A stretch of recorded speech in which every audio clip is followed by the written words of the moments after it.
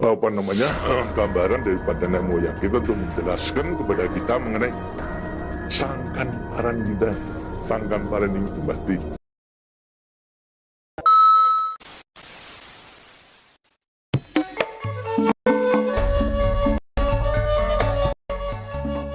Untuk mengetahui jati diri saya berikan itu mengenai buku-buku butir-butir budaya Jawa yang mudah-mudahan akan bisa juga mempertebal dari iman kita dan kemudian perilaku yang baik untuk berbuat yang baik. Di situ ada aksara Jawa gitu, dan juga bahasa Jawa, bahasa aksara Jawa, bahasa Jawa, kemudian aksara Latin, bahasa Jawa, penjelasan dalam bahasa Indonesia sama bahasa Inggris gitu. Nah, sebetulnya orang yang bisa mengetahui daripada aksara Jawa itu bisa mengetahui daripada jati dirinya.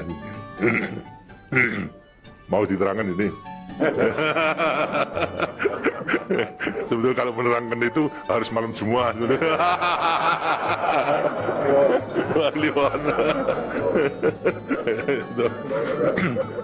Dan itu namanya ilmu dari nenek moyang kita itu dalam rangka menjabarkan mengenai Pancasila, Eka Prasida Pancakarsa, sebetulnya falsafah daripada aksara Jawa itu. Kan daripada aksara Jawa ada 20 tuh, Ono Coroko, Toto Sawolo, Podo Joyonyo, Mogo Domo, 20 itu. Itu betul-betul merupakan gambaran daripada nenek moyang kita untuk menjelaskan kepada kita mengenai sangkan paran kita, sangkan paran ini mati. Dari mana kita akan kemana daripada kita itu. Gitu. Nah, kemudian akan bisa mengetahui dirinya sendiri selama hidup di dunia. Disebutkan Hono Coroko. Gitu. Ho itu daripada apa? Hono. Gitu. Hono ada. No itu daripada apa? Dari wujud daripada Hono. Mulai daripada Gono Legeno. Gono itu belum wujud, belum bentuk.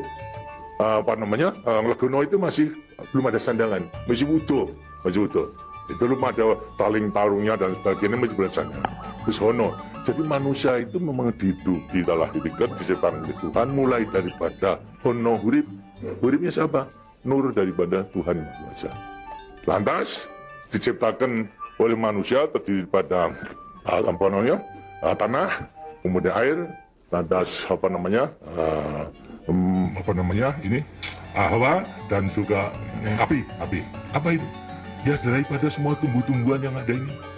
Tumbuh-tumbuhan ini kan butuhkan dari tanah, butuhkan daripada air, butuhkan daripada matahari, itu pula daripada hawa. Daripada tanam-tanam dimakan daripada manusia, ada laki maupun perempuan, akhirnya menjadi cacat dari mani. Mani kemudian berkumpul suami istri, akhirlah wujudlah daripada embrio tadi. Embrio itu masih legeno, masih memiliki gono. Itu mulai nonya itu, terus mulai daripada hurip, kemudian hubungan suami istri mulai timbul daripada gono masing legono. Legono. Kemudian lantas setelah itu tumbuh daripada embrio tersebut menjadi jagung bayi yang kemudian dilengkapi dengan coroko. Apa itu? Cipta rasa karsa. Itu coroko. Daya cipta, daya rasa dan karsa. Semua ada. Itu. Setelah itu kemudian lantas apa? Toto Sawolo. Itu apa? Manusia itu setelah diberikan panca indera, diberikan sandangan panca indera, cipta rasa karsa, juga diberikan sifat Tuhan. Sifat zat kang datan sawolo, datan salah. Sifat dari yang tidak salah itu hanya Tuhan. Ya, kalau manusia ini salah, tapi kalau Tuhan itu tidak salah. Oleh karena semua manusia diberikan sama sifat daripada Tuhan yang tidak salah. Dotok sawolo, datan sawolo, tidak pernah salah. Sifat daripada Tuhan. Tapi sebagai manusia juga tidak diberikan itu. Diberikan sifat yang bertentangan dengan sifat baik, sifatnya Tuhan. Yang jelek. Kalau kita misalnya sabar, kan juga punya hati berangasan. Ya. Nah, kemudian lantas kita jujur, yang betul-betul juga penipu. Ya. Semuanya diberikan sifat itu, sifat yang bertentangan dengan zat kang datan sawolon. Tahu sama kekuatannya. Dua sifat juga bertentangan yang sama kekuatannya. Semua kekuatannya ada pada kita itu kalau kita mengenal. Tinggal sekarang manusianya sendiri. Ini. Manusianya sendiri setelah mengetahui diberikan dua sifat yang bertentangan, yang sama kekuatannya, akan diapakan ini? Itu. Lantas sekarang Dodo Solo, Podo Joyo, Mogo Bodong. Mo itu sukmo, go itu satu. Itu mogo go badan.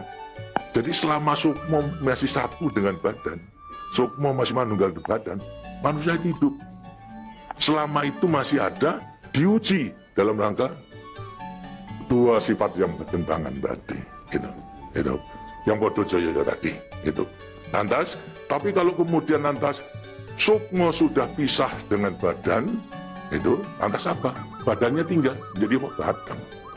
Nah, tinggal pertanyaannya, sukmonya mau kemana? Sukmonya mana? Ya terserah kepada saudara-saudara semua. Mana-mana itu. Jadi semuanya tergantung pada dirinya. Semua diberi perlengkapan yang sama. Tuhan Maha Hadir, tapi tinggal kepada dirinya masing-masing dalam mengendalikan.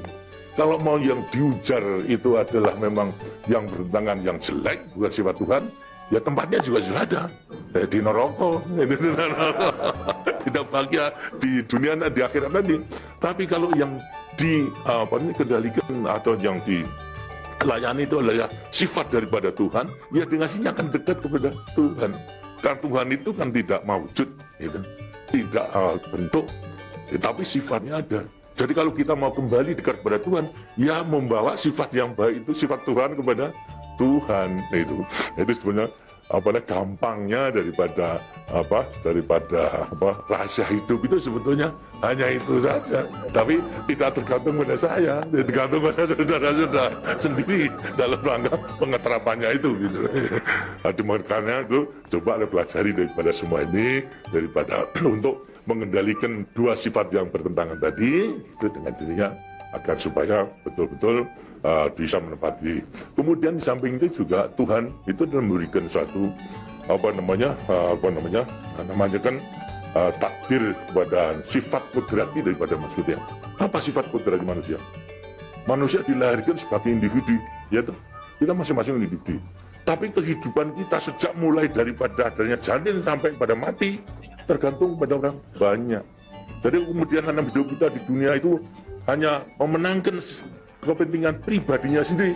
Lihat kan tidak adil. Seharusnya memang menyadari bahwa sebagian besar daripada hidupnya tergantung kepada orang lain. Nah itu wajiblah sekarang memenuhi panggilan untuk ya bersama-sama dengan orang lain. Sebab hidup di dunia itu adalah bisa serasi. Jadi karena itu lantas sekarang namanya sifat kodrati daripada sifat yang monodualistis itu. Satu tapi kembar dan tapi satu. Ialah sifat individu sama sebagai makhluk sosial. Nah, itu kuncinya daripada penghayatan, pengamalan daripada Pancasila. Gitu. Nah, demikianlah waktunya saya kira sudah.